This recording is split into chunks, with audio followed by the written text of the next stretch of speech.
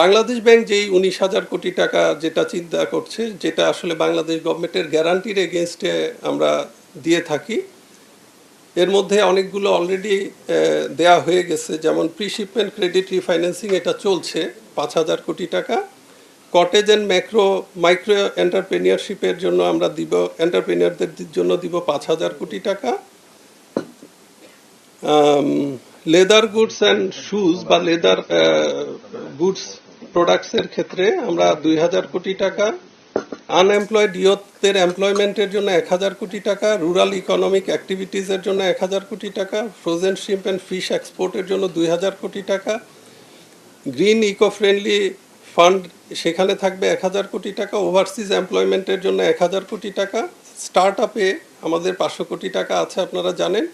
এবার একটা নতুন একটা এরিয়াতে আমরা কাজ করছি, ক্রিয়েটিভ ইকোনমি। সেখানে আমরা 500 কোটি টাকা দিব, যেটা আসলে আমাদের সিএসআর ফান্ড থেকে আসবে। এটা ওয়ান টাইম দিয়ে দেওয়া হবে, এটা আসলে ক্রেডিট না, এটা সরাসরি দিয়ে দেওয়া হবে। কি ফাইন্যান্সিং স্কিমে আমরা যদি দেখি যে মেজর যে স্কিমগুলো আছে, এর মধ্যে প্রথমটা হচ্ছে close industry and service sector. এখানে 20,000 কোটি টাকা। এখানে মূলত raw material, wages, utility bills, export অর্ডার্সের এগেনস্টে এক্সপোর্ট ওভারহেড আমরা ফাইন্যান্স করব। সিএমএসএমই সেক্টরে 5,000 কোটি টাকা। এখানেও raw material, labour wages, export fulfilment and production ওভারহেডসে আমরা দিব। এগ্রিকালচারাল অ্যান্ড রুরাল অ্যাক্টিভিটিসে 10,000 কোটি টাকা। এখানেও একই ধরনের খাতে দেওয়া হবে। এক্সপোর্ট ডাইভার্সিফিকেশনে 3,000 কোটি টাকা এবং নর্থ বেঙ্গল এগ্রিকালচারাল হাব, যেটা আমরা চাচ্ছি নর্থ বেঙ্গল হবে বাংলাদেশের এগ্রিকালচারাল হাব, তার জন্য আমরা দিব 3,000 কোটি টাকা। মোটামুটিভাবে বাংলাদেশ ব্যাংকের ওন ফান্ডে যেগুলো দেয়া হবে, এগুলো প্রি শিপমেন্ট ক্রেডিটে 5,000 কোটি টাকা। এখানে আমরা আশা করছি এর ফলে আমাদের 50,000 লোকের এমপ্লয়মেন্ট বাড়বে।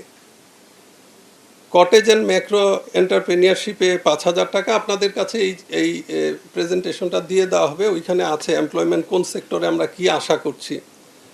ওভারসিজ এমপ্লয়মেন্টে আমরা আশা করছি 1,000 কোটি টাকায় আমাদের প্রায় 1 লাখ লোকের কর্মসংস্থান আমরা করতে পারবো।